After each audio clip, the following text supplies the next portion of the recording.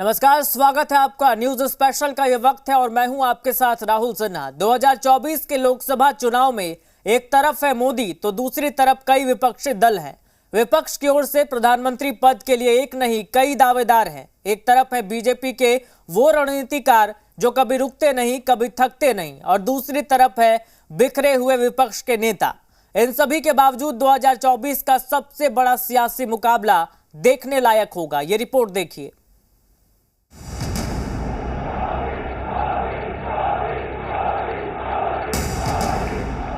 आप लिख लीजिए, ये मोदी की गारंटी है। आपका सपना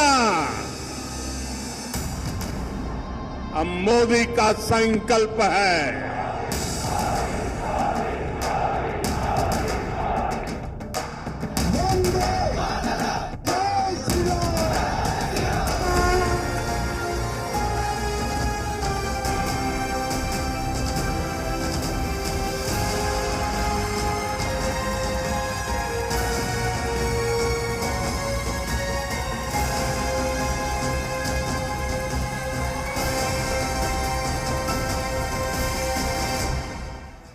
इस सियासी रण में किसकी होगी हार और किसकी होगी जीत।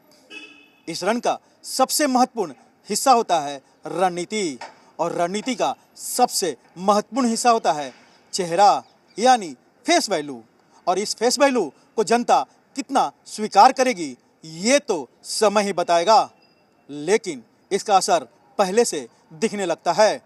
जैसा कि 2023 में 3 हिंदी पट्टी राज्यों में हुए चुनाव में बीजेपी का डंका बजा, और इस डंका बजने के पीछे एक चेहरा था, और वो चेहरा था प्रधानमंत्री नरेंद्र मोदी का। 2024 के सियासी रण में ऐसे कितने चेहरे होंगे जो वोटरों को अपनी तरफ आकर्षित करेंगे। 23 में रिपोर्ट कार्ड, 24 में किसका राज।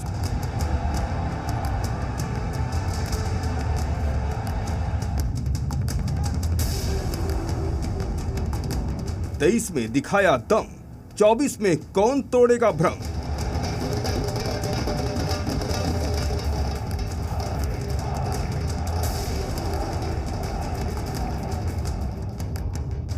तेईस में दिखाया नंबर, 24 में किसके दावे में दम।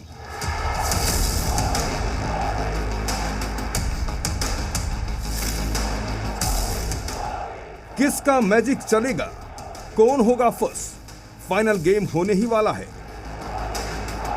23 के सेमीफाइनल में बीजेपी ने दिखा दिया कि मोदी मैजिक बरकरार है, तो क्या यह मान लिया जाए कि 2024 के लोकसभा चुनाव में एक बार फिर बीजेपी मोदी के चेहरे पर विपक्ष को कड़ी शिकस्त देने का प्लान बना चुकी है।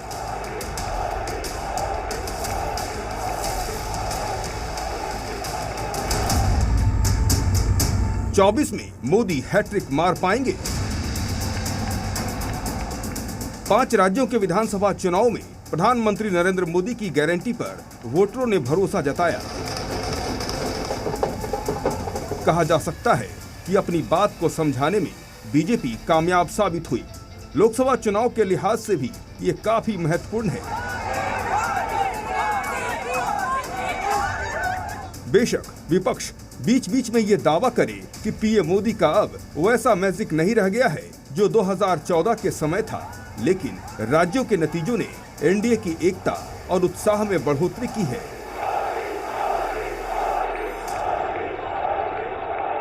अब लगता है सारे देश ने यह माइंड मेकअप कर लिया है कि 2024 के लोकसभा इलेक्शन में भारतीय जनता पार्टी आराम से क्लियर मेजॉरिटी से। मध्य प्रदेश, छत्तीसगढ़ और राजस्थान के इलेक्शन के रिजल्ट के बाद ये तो तय है कि मोदी जी का ही जादू पहले से भी चल रहा है और अभी भी चल रहा है, और 2024 में भी मोदी जी का ही जादू चलेगा। सवाल है बीजेपी का सबसे बड़ा रणनीतिकार कौन।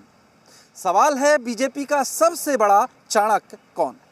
इसका जवाब देने के लिए आप जरा भी देर नहीं लगाएंगे। आपकी जुबान पर तपाक से नाम आएगा केंद्रीय गृह मंत्री अमित शाह का। बीजेपी का वो चेहरा जिसने अपनी रणनीति का लोहा हर लोकसभा चुनाव में मनवाया। अब फिर साल 2024 के लोकसभा चुनाव में बीजेपी के सबसे बड़े रणनीतिकार का इम्तिहान होने वाला है।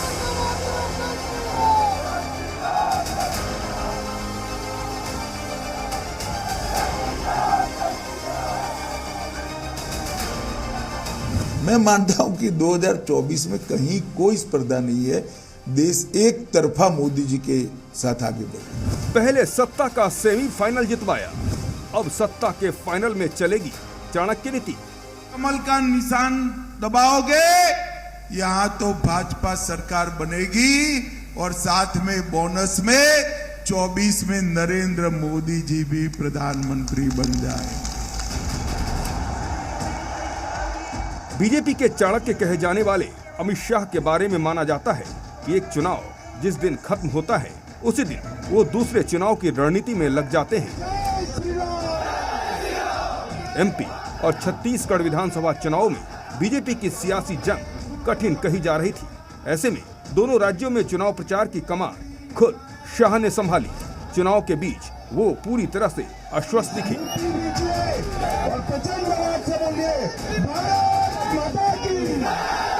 और दावा कर दिया कि तीनों हिंदी भाषी राज्यों में बीजेपी की सरकार बनने जा रही है।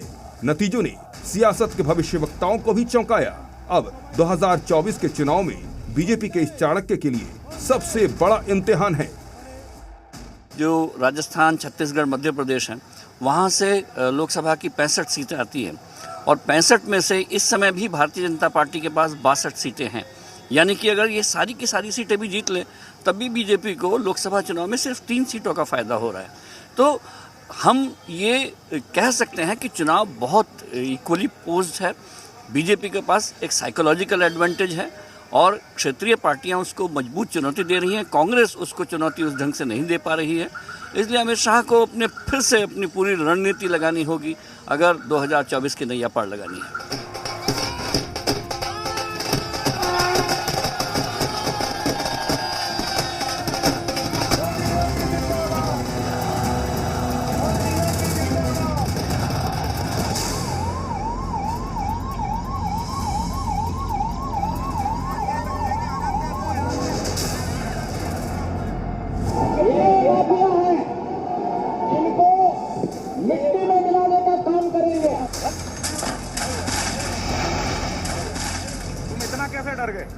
गोली मारने का सुन के सर कांपता हूं।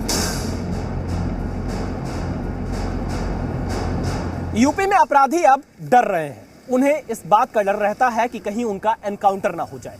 इसीलिए अब वो अधिकारियों से और पुलिस से बख्श देने की अपील करते हैं। और इसके साथ ही योगी आदित्यनाथ उत्तर प्रदेश में बीजेपी के एक ऐसा चेहरा बनकर उभर रहे हैं जो किसी भी हारी हुई बाजी को जीत में बदलने का मादा रखते हैं। उत्तर प्रदेश में सियासी शोर, योगी दिलाएंगे 80 वाला स्कोर। बीजेपी ने 24 के लोकसभा चुनाव पर पूरा फोकस जमा दिया है। लगातार तीसरी जीत के साथ हैट्रिक की तैयारी में लगी बीजेपी कोई भी मौका चूकना नहीं चाहती। 80 लोकसभा सीटों के साथ उत्तर प्रदेश की खासी अहमियत है, इसलिए प्रदेश पर जोर भी पूरा लगा हुआ है।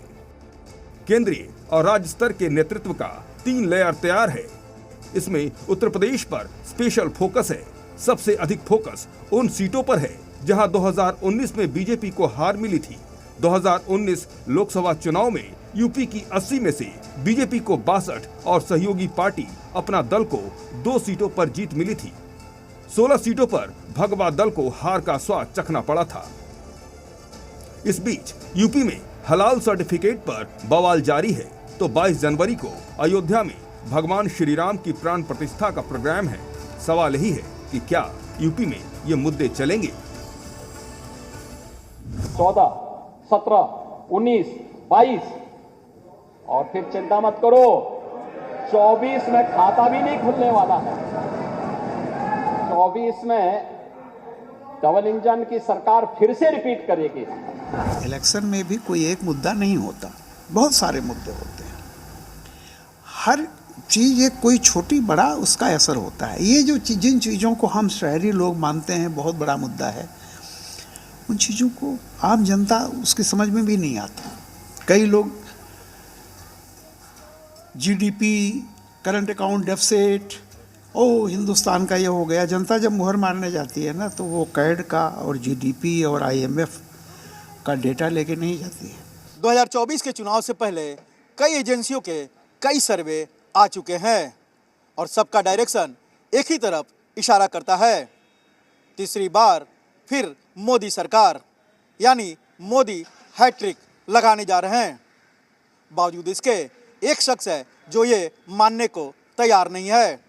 वो लगातार लगा रहा है, वो न रुकता है और न ही थकता है। वे हैं राहुल गांधी। राहुल गांधी मानकर चल रहे हैं कि 2024 के चुनाव में वे मोदी को हरा देंगे। –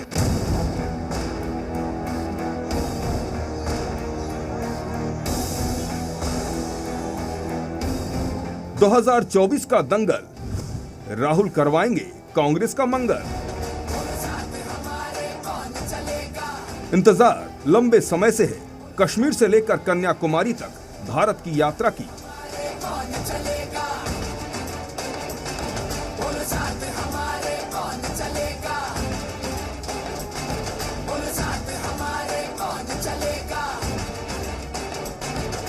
देश की जनता में अपनी अलग छवि बैठाने की कोशिश की, कांग्रेस में नई जान फूंकने की कोशिश की। कांग्रेस पार्टी में उम्मीद जगी और ये उम्मीद जमीन पर दिखी। कर्नाटक जीते, हिमाचल जीते, तेलंगाना जीते, लेकिन हिंदी पट्टी के 3 राज्यों में बीजेपी को आने से रोक नहीं पाए।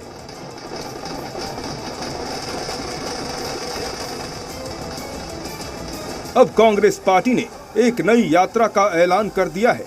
नाम रखा है भारत न्याय यात्रा, जो 14 जनवरी से 20 मार्च 2024 तक चलेगी।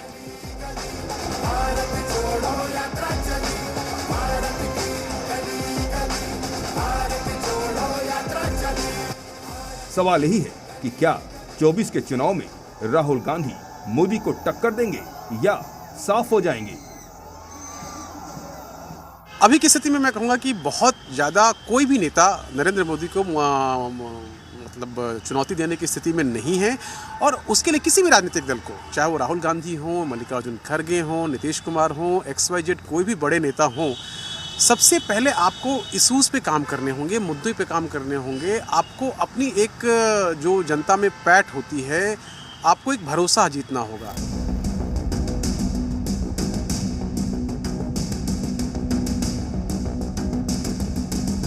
कर्नाटक के बाद कांग्रेस ने तेलंगाना जीता तो उम्मीदें बढ़ने लगी। चर्चा शुरू हो गई कि अब कांग्रेस की नैया तो मल्लिकार्जुन खड़गे ही पार लगाएंगे। 24 में खड़गे बनाम मोदी चुनाव होगा, इस पर मंथन शुरू हो गया। अब साल 2024 के बड़े चेहरों में मल्लिकार्जुन खड़गे का नाम टॉप पर चल रहा है। मल्लिकार्जुन खड़गे आएंगे, कांग्रेस को कहां ले जाएंगे? उत्तर भारत में मोदी की छवि मजबूत जरूर है, लेकिन रणनीतिकारों के मुताबिक दक्षिण में खड़गे कांग्रेस पार्टी के लिए तुरुप का पत्ता साबित हो सकते हैं। कर्नाटक और तेलंगाना में कांग्रेस की जीत के पीछे खड़गे को जीत का श्रेय दिया जा रहा है। दलित राजनीति में खड़गे की भूमिका बेहद अहम है। शायद इसलिए बहुत सोच समझकर कांग्रेस ने खड़गे को पार्टी का अध्यक्ष बनाया था, और उत्तर में न सही लेकिन कांग्रेस पार्टी आगे जरूर बढ़ रही है। लोकसभा चुनाव में भी कांग्रेस पार्टी को खड़गे से बड़ी उम्मीदें हैं। ममता बनर्जी, नीतीश कुमार, अरविंद केजरीवाल और अखिलेश यादव, विपक्ष के ये वो चेहरे हैं जिनके इर्द गिर्द विपक्ष की राजनीति 2024 में घूमती हुई नजर आएगी। मल्लिकार्जुन खड़गे कांग्रेस की तरफ से एक चेहरा बनकर उभर रहे हैं, क्योंकि जिस तरह से 19 दिसंबर की बैठक में ममता बनर्जी ने और अरविंद केजरीवाल ने मल्लिकार्जुन खड़गे के नाम का प्रस्ताव रखा प्रधानमंत्री पद के उम्मीदवार के तौर पर, इसने सभी को चौंका दिया। लेकिन क्या इंडिया गठबंधन किसी एक चेहरे के बदौलत 2024 के चुनाव में जाएगा? यह बड़ा प्रश्न अभी भी बना हुआ है।